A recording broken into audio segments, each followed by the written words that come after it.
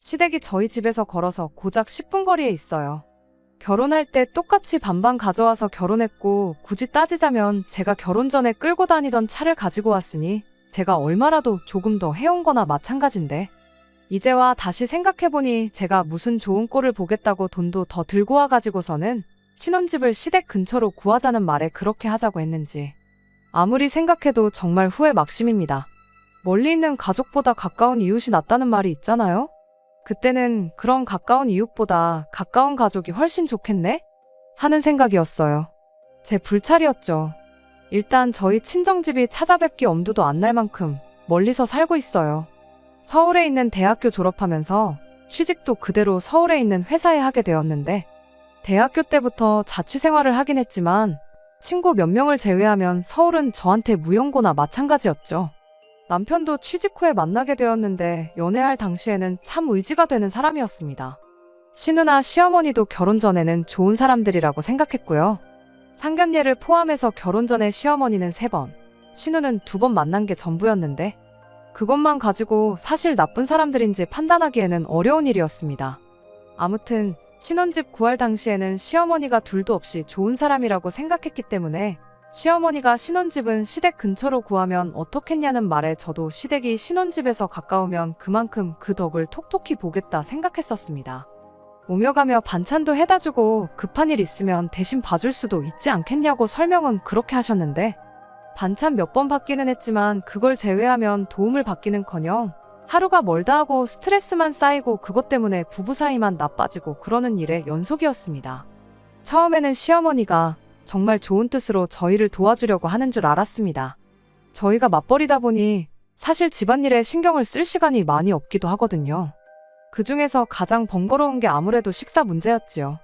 제가 자취를 오래 하긴 했지만 사실 솔직히 요리까지 배울 시간은 없었어요.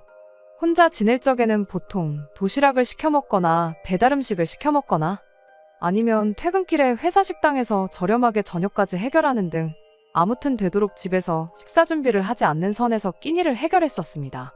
정 여의치 않으면 빵 한쪽으로 때우고 밥 대신 시리얼 우유에 말아서 먹고 그런 식이었죠.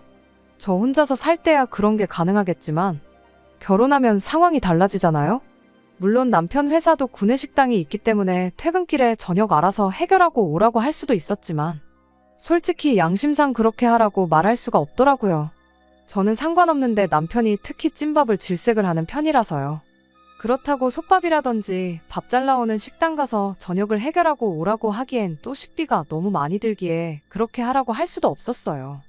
그런데 시어머니가 반찬을 해다가 주신다니 이게 웬 떡인가 싶었죠. 압력밥솥 괜찮은 걸 혼수로 사가지고 와서 쌀을 불릴 필요도 없이 그냥 씻어다가 올리면 밥이 뚝딱 돼서 나왔으니 밥하는 건 일도 아니었습니다. 번거롭게 저희 먹으라고 반찬을 매번 해주시는 사실에도 너무 감사했고요. 그래서 시어머니가 반찬 한 번에서 가져다 주실 때마다 많은 액수는 아니지만 재료값이라고 매번 5만원, 10만원씩 해서 따로 챙겨드렸어요. 재료비 생각하면 훨씬 넉넉한 돈이긴 했습니다. 그 돈이면 사실 근처 반찬 가게에서 퇴근길에 종류별로 골라 담아와도 일주일 너끈하게 먹고 제 입맛에도 더 맞긴 하지만 남편 입장에서는 엄마표 집밥이기도 하고 겸사겸사 시어머니한테 용돈 드렸다 그렇게 생각하니 크게 아깝지는 않았습니다. 저나 남편이나 회사 생활을 하다 보니 결혼 초반에는 시어머니가 저희 먹을 반찬이라고 해놓으시면 집도 가깝겠다. 저희가 퇴근길에 시댁에 들러서 반찬을 가지고 들어갔어요. 그런데 언젠가부터 시어머니가 퇴근하면 집에서 쉬기도 바쁠 텐데 번거롭게 뭐하러 여기까지 오냐고 하면서 당신이 직접 저희 냉장고에 넣어주시겠다고 집 비밀번호를 알려달라 하시더군요. 아무리 그런 이유였다고 해도 비밀번호를 알려드리는 게 썩 내키진 않았습니다. 하지만 남편은 저랑 생각이 달랐어요. 뭐 자기 어머니인데 못 알려드릴 게 뭐가 있냐는 식이었어요. 저 같은 경우에는 가족이기 때문에 더더욱 사생활을 존중해줘야 하는 거라 생각했습니다. 하지만 남편은 가족끼리인데 그깟 비밀번호가 뭐라고 숨기고 안 알려줄 필요까지 있냐는 식이었어요. 마음에 안 들면 너도 장인 장모님한테 똑같이 알려드리면 되는 거 아니냐. 비밀번호 알려달라는 게 시어머니인 우리 엄마가 아니라 친정엄마인 장모님이었으면 안 알려줬을 거냐. 자꾸 친정을 걸고 넘어지면서 알려드리자고 하는데 솔직히 어이가 없었죠. 걸어서 10분 거리에 사는 시댁하고 차로 4시간 거리에 사는 친정하고 똑같이 생각하는 것부터가 말이에요. 하지만 시어머니가 계속해서 비밀번호를 알려달라고 물어와오는 상황에 또 남편이 저렇게 알려드리고 싶어 하는데 제가 괜히 반대해봐야 저만 이상한 사람이 되는 것 같아서 어쩔 수 없이 비밀번호를 알려드리게 되었습니다. 어차피 제가 안 알려드린다고 버텼어도 남편이 몰래라도 알려줬을 거라 생각하면 저 혼자 고집 부린다고 끝날 일도 아니었으니까요. 그날 이후부터는 예정되었던 대로 시어머니가 반찬을 해주시는 날이면 당신이 직접 가지고 오셔서 냉장고에 넣어놓고 가시고 그러는 식이었어요. 말 그대로 저런 식으로 어머님 혼자 오셔서 반찬만 넣어놓고 가셨다면 제가 아무런 불만을 가질 필요가 없었을 겁니다. 오히려 제가 비밀번호 가지고 속 좁고 치사하게 굴었구나 싶어서 깊게 반성하고 시댁에 더 잘했을 거예요. 하지만 그 약속이 제대로 지켜지지는 않았습니다. 남편한테는 저보다 2살 어린 여동생이 있어요. 그러니까 저한테는 손아래 시누이지요. 저희 시누는 딱히 직장도 없이 집에서 노는 게 일이에요. 취직도 당장은 따로 할 생각이 없어 보이는데 솔직히 저도 무슨 생각으로 사는지 모르겠습니다. 저희 결혼 전에는 그냥 귀여운 여동생인 척 하던 신우였는데 알고 보니 신우가 아주 보통이 아니었어요. 여우도 이런 여우가 없었습니다. 아무튼 문제는 이 신우가 시어머니랑 항상 반을 가는데 실이 따라가듯 2인 1조로 움직인다는 사실이었죠. 서수남 하청일이 부럽지 않을 만큼 둘이서 꿍짝도 그렇게 잘 맞을 수가 없습니다. 가끔은 시어머니 머리에 신우의 입이 달린 건지 신우의 머리에 시어머니 입이 달린 건지 싶을 때가 있을 정도로 두 사람이 똑같아요. 아무튼 시어머니가 저희 집 비밀번호를 알게 된 뒤로 저희가 출근해서 집이 비어있을 때면 신우랑 시어머니가 둘이서 저희 집을 마치 자기들 집인 것 마냥 사용하기 시작했습니다. 반찬만 두고 가겠다던 약속은 처음부터 지킬 생각이 없었던 거죠. 100번 양보해서 그래요. 저 혼자 사는 집도 아니고 네 집 내 집 따질 것도 없이 남편하고 거의 반반 결혼했으니까. 아들 집, 오빠 집 놀러 온다는데 못하게 하는 것도 치사하죠. 저 있을 때 오는 것도 아니고 집 비어있을 때 오는 거니까 어떻게든 참아보려고 했어요. 이 정도 양보해줬으면 적당히 빈집에서 쉴 만큼 쉬다가 가면 좋았을 텐데 꼭 그렇게 다녀간다는 흔적을 남겨놓고 갔습니다. 제 옷으로 뭘 하는 건지는 몰라도 서랍이면 서랍, 옷장이면 옷장을 그렇게 뒤지고 갔어요. 제가 옷장 정리를 꼼꼼하게 하는 편은 아닌데 조금 흐트러 놓은 정도가 아니라 아주 어질러 놓았다고 하는 말이 맞을 만큼 제 옷장에 손을 댔다는 티가 팍팍 났습니다. 하지만 그런 건 열받는 일축에도 끼지 않는 일이었어요. 이를테면 커피며 차 종류들, 손님 오면 내주려고 백화점에서 공수해온 다과류들, 냉장고에 있는 과일 같은 거 그냥 홀랑 다 꺼내 먹고 그런 식이었어요. 몰래 훔쳐 먹었으면 먹은 티나 내지를 말지. 뒷정리는 누구 보고 하라고 찻잔이며 포장지며 죄다 꺼내놓은 채로 왔다가 갔다는 거, 집안 구석구석 뒤질 만큼 다 뒤져보고 갔다는 걸 있는 대로 티를 내고 갔습니다. 한 번은 남편한테 따져본 적도 있어요. 이 꼴 보려고 비밀번호 알려드린 거 아니라고요. 하지만 남편은 어차피 손님 오면 내주려고 사놓은 것들 아니었냐, 다른 사람들도 아니고 가족들인데 그거 조금 먹었다고 그걸 가지고 너무 뭐라고 하는 거 아니냐고 오히려 저한테 서운하다고 하더라고요. 할 말이 산더미 같았고 턱끝까지 차올랐지만 이미 대놓고 남의 편 노릇을 하고 있는 남편한테 지 가족들 뭐라고 해봐야 그냥 싸움만 더 커지겠다 싶어서 그때는 그냥 저 혼자 한번 눌러 참았습니다. 그냥 이거 관련해선 더 이상 아무 말하지 않겠다고 그렇게 말하고 넘어갔죠. 그러면 뭐 느끼는 바가 있다거나 알아서 잘하겠거니 생각했는데 그게 아니었어요. 남편이 촉새같이 그걸 그새 신우한테 일러 바쳤나 보더라고요. 회사에서 한참 일하는 중이었는데 난데없이 신우한테 전화가 걸려와서는 뭐 그까짓 커피 좀 내려 마셨다고, 차 한 잔 타먹었다고 치사하게 유세를 부리고 있냐, 그까짓 거 얼마나 한다고 생색이냐 할 말 못할 말 못 가리고 지 하고 싶은 말만 쏟아내고 있길래 잠깐 전화 받으러 간다고 회사에 양해를 구하고 복도에서 아주 그냥 그날 남편한테 못했던 말들을 신우한테 다 쏟아부어줬습니다. 어련히 손님으로 초대받아서 왔으면 내가 그깟 커피며 과자며 안 내어줬겠냐고요. 집주인도 없는 집에 몰래 쳐들어와서 맘대로 남의 집 살림살이 손대는 거 그게 문제라고 한마디 했어요. 그거 도둑질이라고요. 시어머니야 친족상도례인지 뭔지 그것 때문에 신고를 못한다지만 시누이인 아가씨는 신고를 할 수 있다더라. 뭐가 옳고 그른지 판단이 안 서면 한번 법대로 해보겠냐고 물어봤죠. 제 말에 신우가 말문이 막혔는지 대답을 못하고 있길래 다음부터는 내 집 살림에 손댈 생각 하지 말고 왔다 갈 거면 아무것도 손대지 말고 조용히 있다가 가라고 했어요. 아니면 뭐 건드린 티라도 안 나게 뒷정리라도 하는 성의를 보이라고요. 모르는 척하면 충분히 모르는 척 해줄 수 있다고 한마디 해줬더니 신우가 어떻게 저한테 반박을 못하겠는지 거친 숨만 쉬익쉬익 쉬다가 전화를 그냥 끊어버리더군요. 충분히 알아들을 만큼 설명을 해줬으니 이제 알아먹었겠지 싶었는데 그 통화를 하고 나서 며칠 뒤 신우가 아주 작정하고 고의로 저를 열받게 만들려고 크게 한 건 터뜨리고 말았네요.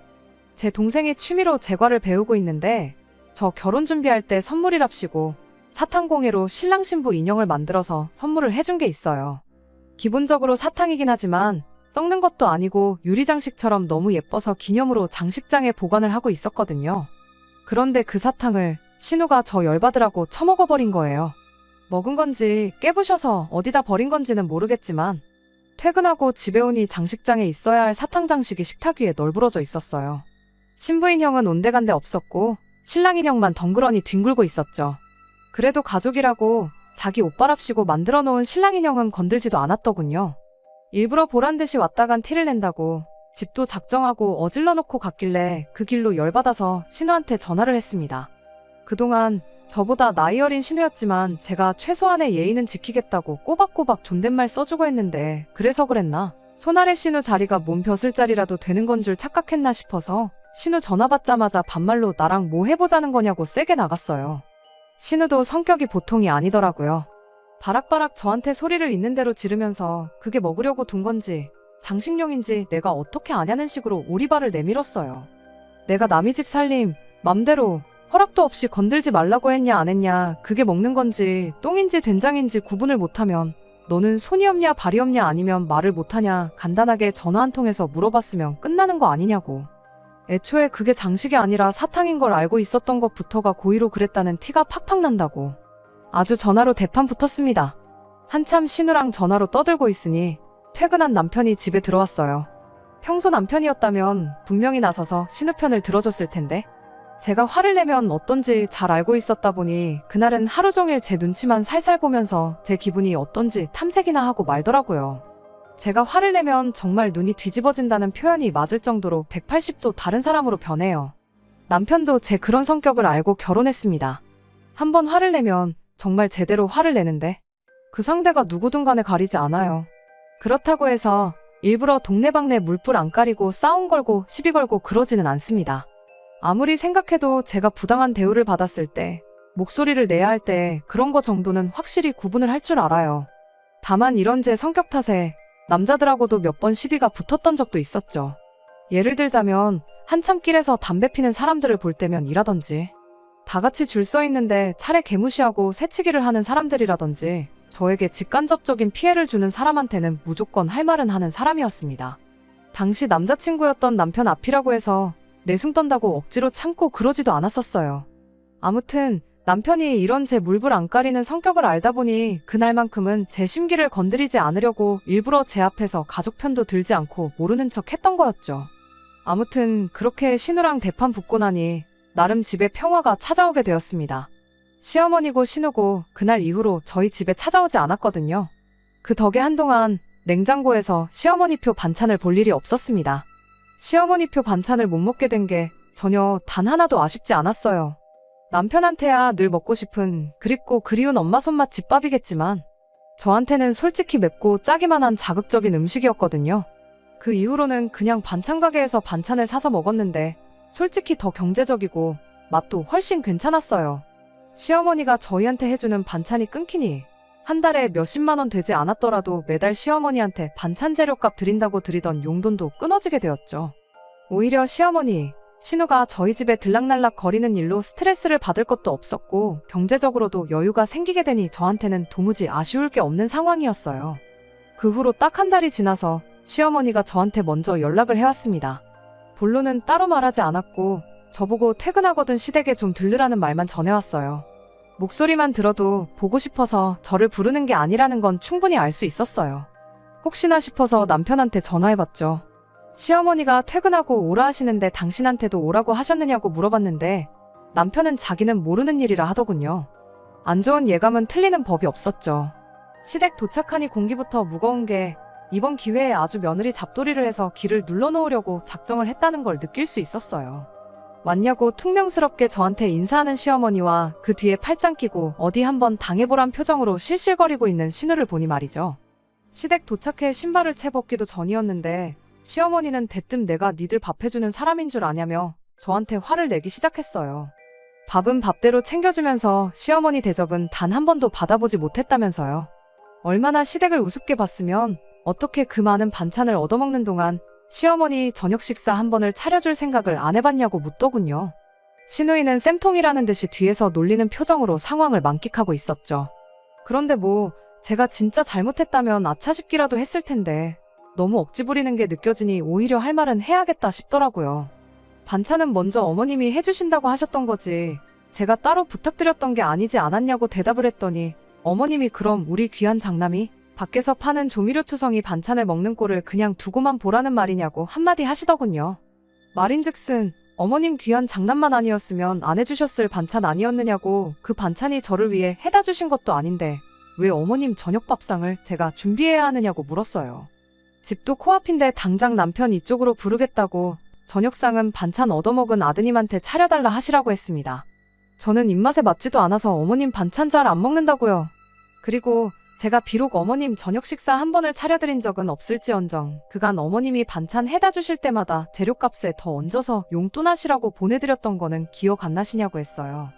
그것 말고도 모시고 외식 다녀온 것만 몇 번이냐고. 제가 진정 어머님이 반찬 해다 주신 거에 대해 감사히 여긴 적이 없었다면 그런 것조차 안 해드렸을 거라고 한마디 했습니다. 아무 대답도 못하는 시어머니에게 그런데도 제가 저녁 식사 한 번 안 차린 게 괘씸하고 성의가 부족하다고 생각되면 까짓거 어머님 저녁 식사 필요할 때마다 제가 와서 차려드리겠다 했어요. 대신에 여태까지 보내드렸던 돈의 절반은 돌려달라고 했어요. 그간 제가 성의 표시 안 한 거라 치고 그냥 용돈 드린 셈 치겠다고요.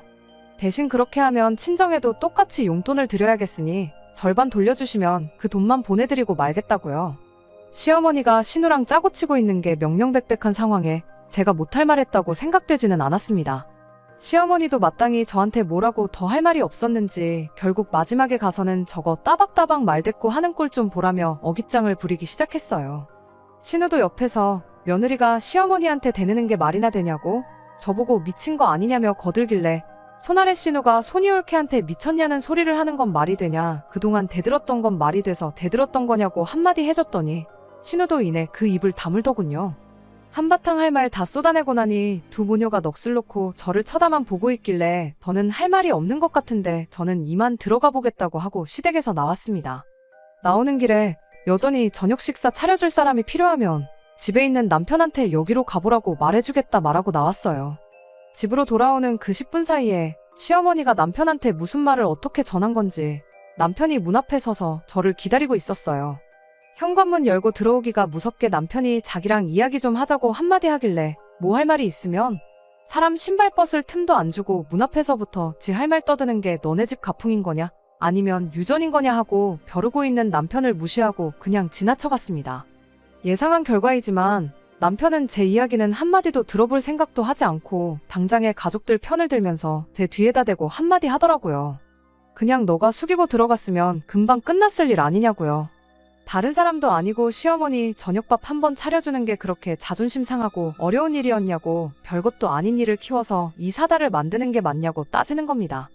내가 잘못한 게 하나 없는 상황에 당신 어머님이랑 동생이 둘이서 편먹고 먼저 일을 키웠다는 생각은 안 해봤냐고 내 편 들어주는 것까진 바라지도 않으니 그냥 나 좀 가만히 내버려두라고 너랑은 더 할 말 없다 말하고 방으로 들어갔어요.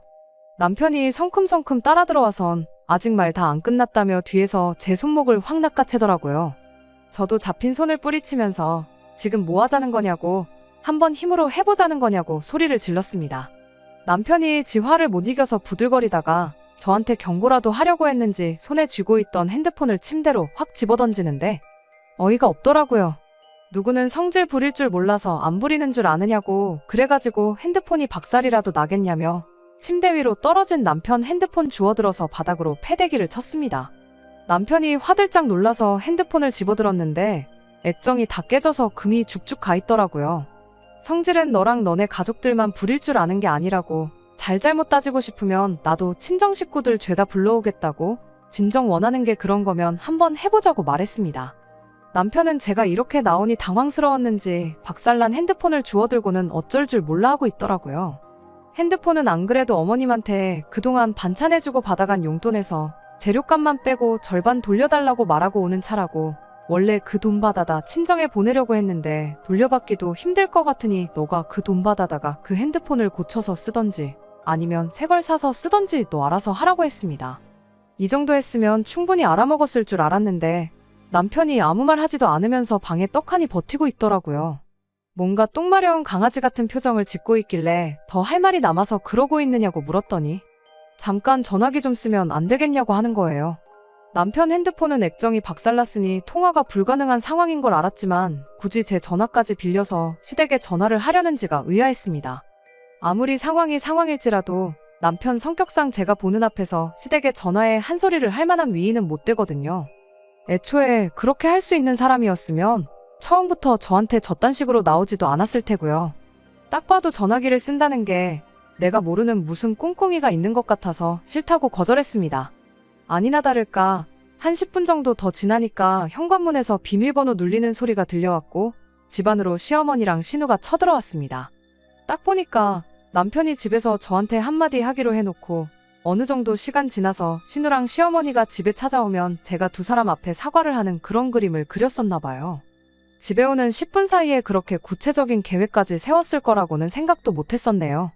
신우가 오빠한테 더 혼나기 싫으면 이제 우리한테 사과를 하라는 식으로 나오더군요. 남편은 망했다는 표정을 짓고 있었고 저도 더는 이 장단에 맞춰주기 싫어서 그냥 내 집에서 나가달라고 짧게 한마디 했습니다. 제 반응에 신우도 계획대로 일이 풀리지 않았다는 걸 눈치챈 건지 아들집 찾아온 시어머니를 내쫓는 며느리가 어디 있냐며 집에서 가정교육을 어떻게 받았길래 이러냐고 목소리를 높이길래 저는 곧장 시어머니한테다 대고 어머님은 신우 가정교육을 어떻게 시켰길래 남의 물건에 손을 대고도 저렇게 적반하장으로 나올 수 있느냐고 되물었죠. 눈에는 눈, 이에는 이라고 신우가 했던 그대로 똑같이 갚아주니 신우도 열받았나 봅니다. 신우가 저보고 말로는 안 되겠다고 오늘 아주 끝장을 봐야겠다며 저한테 다가오더니 제 가슴팍을 손가락으로 쿡쿡 찌르더라고요. 왕년에 자기가 동네에서 얼마나 날렸는지 알긴 아냐면서 학교 다닐 때 너 같은 애들은 자기 눈도 못 마주쳤다는 말을 자랑처럼 늘어놓길래 아이고 아주 무서워 죽겠다고. 말로 안 되니까 힘으로 하려는 걸 보니 가정교육 수준이 눈에 보인다고. 그러니 남의 물건에 손을 대고 위아래 구분 못하는 만큼 똥오줌도 구분 못하는 것 아니겠냐고 한마디 해줬죠. 신우가 얼굴이 울그락불그락해서는 너 지금 말 다 했냐며 제 머리채를 잡아채는데 이 순간만큼은 남편한테 고마워할 수밖에 없었네요. 남편이 싸움을 뜯어말려줘서 그런 건 아니에요. 연애하던 시절 제가 부당한 일을 당했을 때 제 목소리를 내면서 말싸움을 하는 걸 처음 봤던 남편이 저한테 충고하듯이 조언을 해줬던 게 하나 있었거든요. 모든 사람이 말싸움으로 끝내려고 하지는 않는다고. 요즘 세상이 흉흉한데 마음 다스리는 법이라도 한번 배워보는 게 어떠냐는 식으로 제안을 했던 게 있어요. 남편은 뭐 명상이나 요가 같은 걸 배워보라고 꺼낸 말이긴 했는데 저는 성격상 그런 게 잘 맞지가 않았습니다. 차선책으로 배우기 시작한 게 호신술이었어요.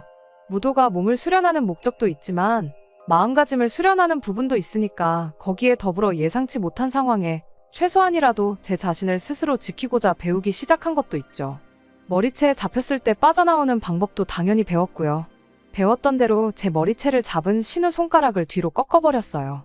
느낌이 부러뜨린 것 같지는 않았는데 아무튼 손가락을 뒤로 꺾어버렸으니 신우가 곧 괴성을 지르며 뒤로 나자빠지더라고요. 신우가 자빠지는 걸 본 시어머니가 너 지금 내 딸한테 뭐 하는 짓이냐며 저한테 달려들었어요. 아무리 제가 부당한 일을 당했다고 해도 명색이 시어머니인데 어른을 어떻게 할 수는 없으니 이때는 남편 뒤에 숨어버렸죠. 남편은 시어머니를 말리지도 못하고 그렇다고 피할 수도 없으니 열받은 시어머니한테 있는 대로 꼬집히고 뜯기고 아주 난리도 아니었습니다. 결국 마지막에는 남편이 어머님을 뜯어말려서 결국 상황을 정리하게 되었네요. 상황이 정리되었다고 해서 끝날 일은 아니었죠. 막장으로 치달은 이 상황에 저는 벌써 이혼을 결심한 상황이었는데 남편이 혹은 시댁에서 이혼 안 해주겠다고 나오면 어떡하나 걱정을 하고 있었는데 다행히도 남편이 먼저 협의 이혼하자고 말을 꺼내왔습니다.